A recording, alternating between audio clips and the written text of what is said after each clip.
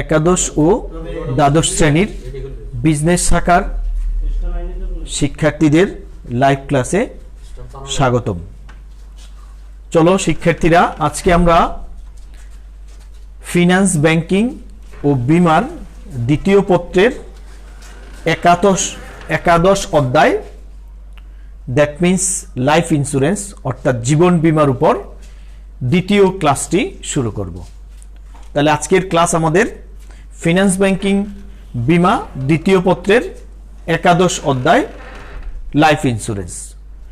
টপিকটা হলো, চলো আমরা টপিকটা বোর্ডে লিখেছি, ক্লাসিফিকেশন অফ লাইফ ইন্স্যুরেন্স, জীবন বিমার প্রকারভেদ। তোমরা বোর্ডের দিকে তাকিয়ে দেখো,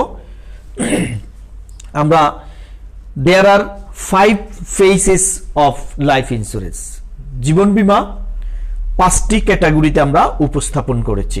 first of all, classification on the basis of duration, মেয়াদ ভিত্তিক জীবন বীমা। কি বললাম প্রথমটা? মেয়াদ ভিত্তিক জীবন বীমা।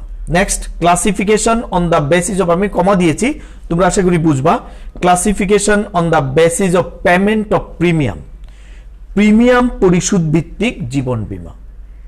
প্রিমিয়াম নিশ্চয়ই তোমরা বুঝো যে প্রিমিয়াম কি, প্রিমিয়াম পরিশোধ ভিত্তিক জীবন বীমা। Third, classification on the basis of method of payment, বিমাকৃত অর্থ ফেরত ভিত্তিতে জীবন বীমা। বিমাকৃত অর্থ ফেরত ভিত্তিতে জীবন বীমা। Fourth, classification on the basis of instalment or annuity,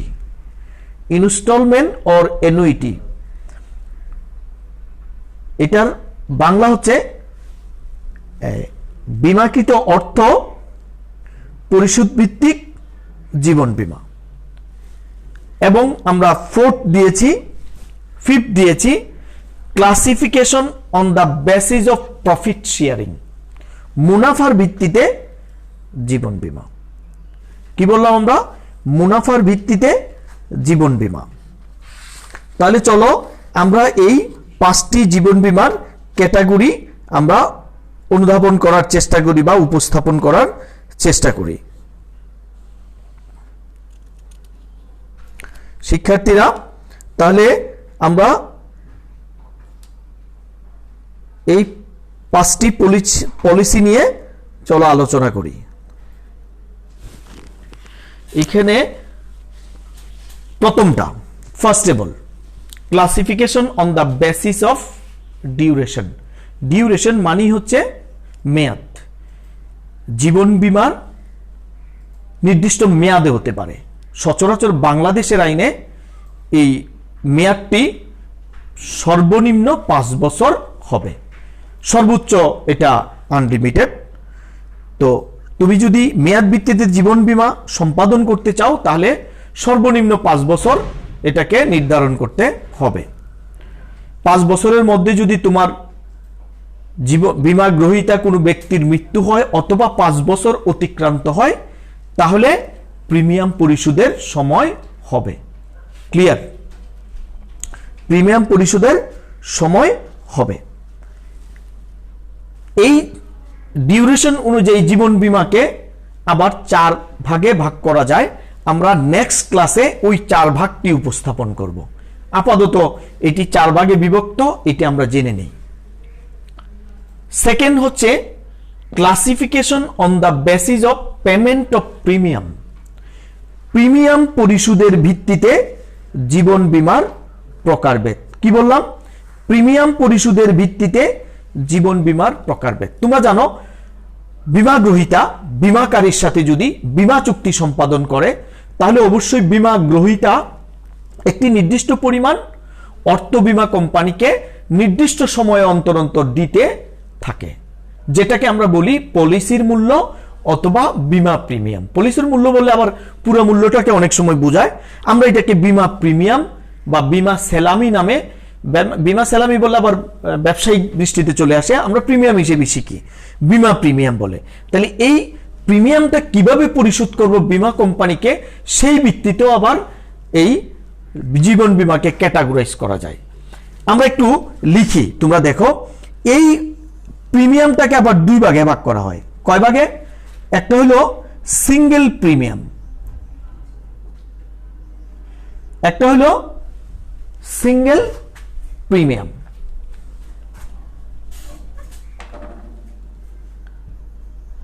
single premium, প্রিমিয়ামটি আমি সংক্ষেপে লিখলাম। আরেকটা হলো সিঙ্গেল প্রিমিয়ামের পরেরটা হচ্ছে লেভেল প্রিমিয়াম, লেভেল প্রিমিয়াম। তাহলে আমরা বলছি classification on the basis of payment of premium.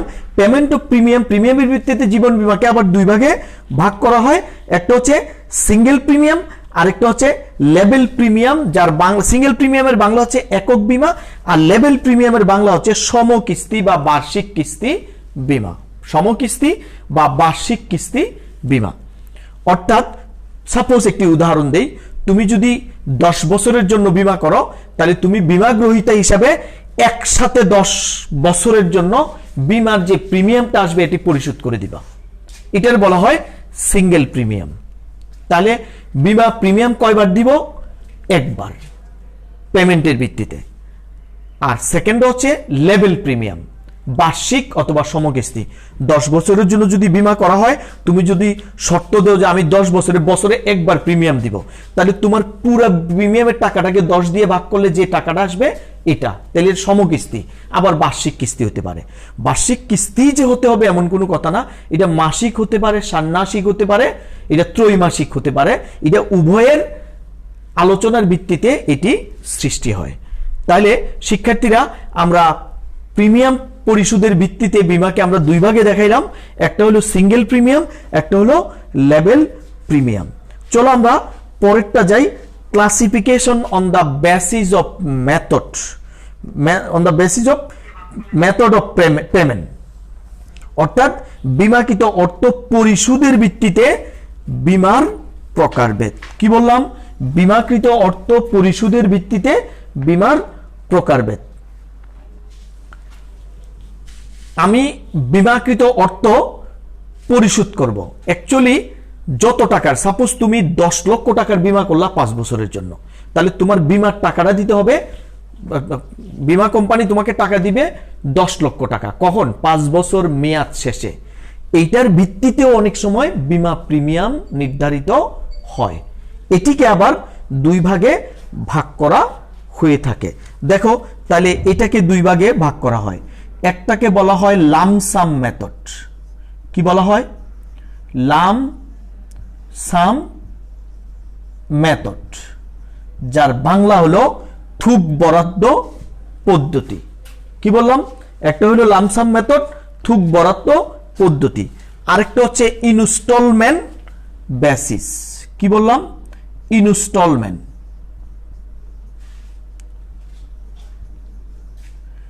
Instalment method. বীমাকৃত অর্থ পরিশোধের ক্ষেত্রে লামসাম মেথডটা হচ্ছে থোক দিয়ে দিল যে এত টাকার বীমা, তোমাকে 10,000 টাকা প্রিমিয়াম দিতে হবে। এটা হলো থোক। এটার কোনো বেসিস নাই, কোনো ম্যাথমেটিক্যাল কোনো সিস্টেম নাই, এটা থোক বরাদ্দ।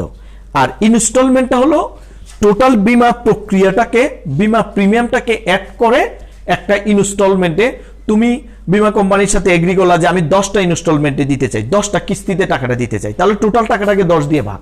তুমি যদি বলো যে না, আমি আর্থিকভাবে স্বয়ংসম্পূর্ণ না, আমি 15 কিস্তিতে দিব, বীমা কোম্পানি যদি মেনে নেয়, তাহলে পুরো টাকাটাকে 15 দিয়ে ভাগ করে কিস্তির টাকা কমে যাবে।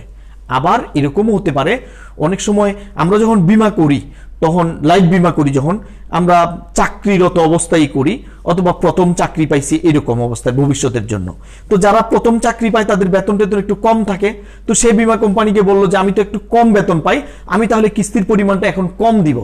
ক্রমে যখন আমার বেতন বাড়বে, তাহলে কিস্তির প্রিমিয়ামের টাকাটাও আপনি বাড়াই দিয়েন, তাহলে যত বীমার ডিউরেশন বাড়বে আমার কিস্তির প্রিমিয়ামের টাকাটা বাড়বে। অর্থাৎ শুরুতে কম, আস্তে আস্তে পরে বেশি। এইটাই হলো ইনস্টলমেন্ট। ইনস্টলমেন্টটা হতে পারে সম বেসিসে, ইনস্টলমেন্টটা হতে পারে ক্রমে ঊর্ধ্বগতি অথবা ক্রমে নিম্নগতি। সচরাচর ক্রমে ঊর্ধ্বগতি হয়ে থাকে। এটাকে বলা হয় বিমাকৃত অর্থ পরিশোধের ভিত্তিতে বীমা। শিওর? তাহলে আমরা 3 নাম্বার শেষ করলাম। 4 নাম্বারটা হচ্ছে প্রফিট শেয়ারিং। আমি একটু তোমাদেরকে একটু এই জায়গাটা একটু চেঞ্জ করি, প্রফিট শেয়ারিংটাকে 4 নম্বরে দিয়ে দিই, তাহলে বুঝাতে একটু সুবিধা হবে। Profit sharing, classification on the basis of profit sharing.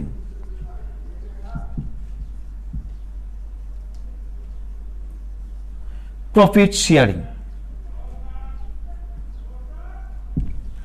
Sharing, তাহলে প্রফিট শেয়ারিং, আর এটা হবে বেসিস অফ কোয়ান্টিটি। লাস্টেরটা হবে classification on the basis of quantity.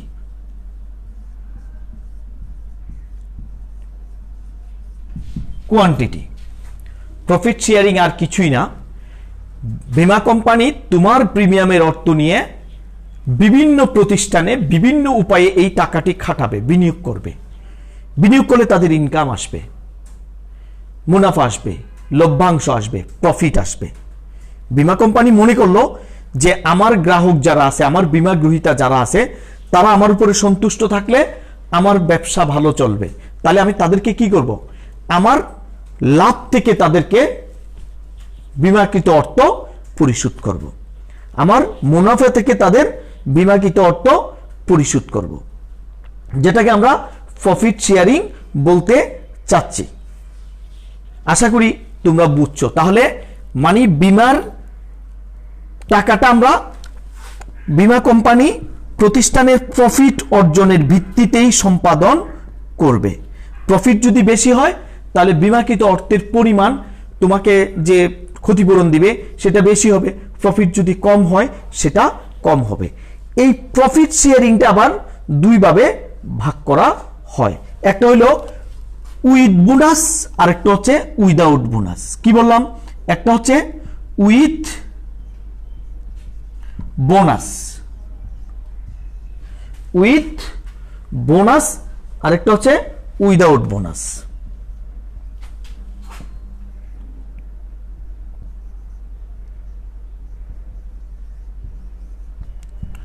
Without bonus সচরাচর উইথ বোনাসটা হচ্ছে বীমা কোম্পানি যে অর্থ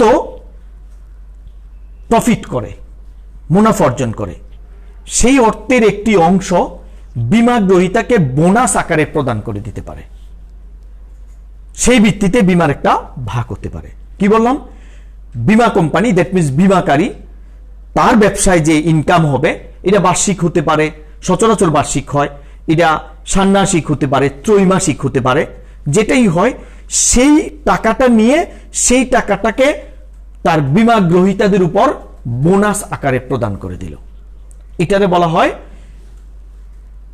classification on the basis of profit sharing on with bonus. Bonus হিসেবে আমরা প্রদান করলাম। আর সেকেন্ডটা হচ্ছে উইদাউট বোনাস। আমি প্রফিট দিব, বাট এটাকে আরেকটা নাম দিয়ে দিব কেন? বোনাস আকারে দিব কেন? বোনাস আকারে দিব না, আমি সরাসরি প্রফিটের একটা অংশ 5%, 10% বীমা গ্রহীতাদেরকে দিয়ে দিব। এটারে বলা হয় এই উইদাউট বোনাস। তাহলে আমরা ফোর্থটা শেষ করলাম। কি শেষ করলাম? Classification on the basis of profit sharing. Last one থাকে কি? Classification on the basis of quantity.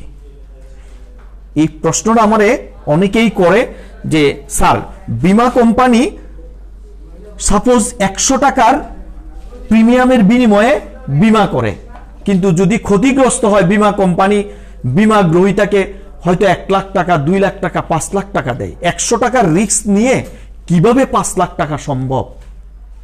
তাহলে তাদের লাভটা কি? অ্যাকচুয়ালি তাদের লাভ আছে। এই লাভটা এই কোয়ান্টিটি দিয়ে আজকে তোমাদেরকে আমি বোঝানোর চেষ্টা করছি। আজ থেকে বেশ কিছু বছর আগে বাংলাদেশে একটা বীমা লাইফ ইন্স্যুরেন্স সৃষ্টি হয়েছিল, অ্যাডভার্টাইজমেন্ট হয়েছিল যে যারা এই পলিসিটা কিনবেন বীমা প্রিমিয়াম দিতে হবে মাত্র 5 টাকা। কয় টাকা দিতে হবে? 5 টাকা 1 বছরের জন্য। এই 5 টাকার বিনিময়ে 1 বছরের মধ্যে যদি ওই বীমাকৃত ব্যক্তির কোনো অঙ্গহানি হয়, শরীরের কোনো অ্যাক্সিডেন্ট হোক, যে কোনো কারণে হোক শরীরের কোনো অঙ্গহানি হয়, তাহলে তাকে 1 লক্ষ টাকা বিমার ক্ষতিপূরণ প্রদান করা হবে। আর যদি তার মৃত্যু হয়, তাকে তার পরিবারকে 5 লক্ষ টাকা দিবে। তাহলে দেখো কি, এই জন্যই বলা হয় বিমা চুক্তি আর বাজি চুক্তি সত্যি কিনা। আমরা বলি যে বিমা চুক্তি বাজি চুক্তি এক না, এটা অনেকটা বাজির মতো দেখা যাচ্ছে। 5 টাকার বিনিময়ে 5 লক্ষ টাকা, এটা আপাতত দৃষ্টিতে খুব দেখো তখন বাংলাদেশে সম্ভবত 11 কোটি লোক ছিল। তাদের চিন্তা ছিল, আমার বাংলাদেশে 11 কোটি লোকের মধ্যে যদি 1 কোটি লোক এই বিমার আওতায় আসে, কত কোটি বললাম? 1 কোটি। দেখো 1 কোটি লিখতেও কিন্তু অনেকগুলি সংখ্যা লাগবে। এই হলো 1 কোটি। 1 কোটি লোক যদি বিমা করে, বিমার আওতায় আসে, তাহলে তারা প্রত্যেকে কত টাকা দিবে? 5 টাকা করে। তাহলে কত টাকা আসবে? 5 কোটি টাকা আসবে। 5 কোটি টাকা। ওরা, এটা একটা ধারণা, অ্যাজাম্পশন। বিমাটা অ্যাজাম্পশনের উপরে হয়, বেশি হতে পারে, কম হতে পারে। 11 কোটি লোক থেকে ওরা 1 কোটি লোককে হান্টিং করলো, শিকার করলো। ওরা 5 কোটি টাকা পাবো ধারণা নিল, এবং তাহলে বিমা কোম্পানি 5 কোটি টাকা পাবে এই লোকগুলি থেকে। ওরা আরেকটা অ্যাজাম্পশন নিল, এই 1 বছরের মধ্যে হতে পারে 10 জন লোকের মৃত্যু হবে। আন্দাজ, জাস্ট আন্দাজ। তাহলে 10 জন লোকের যদি মৃত্যু হয়, প্রত্যেককে কত টাকা করে দিতে হবে? 5 লক্ষ। কত টাকা? 5 লক্ষ। তাহলে কত হবে? 5 লক্ষ 50 লক্ষ। 50 লক্ষ। এখন দেখো, তোমরা দেখো বিমা কোম্পানি লাভ কোথায়। বিমা কোম্পানি যদি অ্যাজাম্পশন দুইটা সত্য হয়, তাহলে তারা পুরো বাংলাদেশ থেকে বিমার পারপাসে পাবে 5 কোটি টাকা। 5 কোটি লোকের মধ্যে, 1 কোটি লোকের মধ্যে 10 জন লোকের হয়তো অ্যাক্সিডেন্ট কোনো কারণে মৃত্যু হবে। মৃত্যু যদি হয়ে থাকে, তাহলে ওই 10টি পরিবারকে 5 লক্ষ করে 50 লক্ষ টাকা দিতে হবে একটা।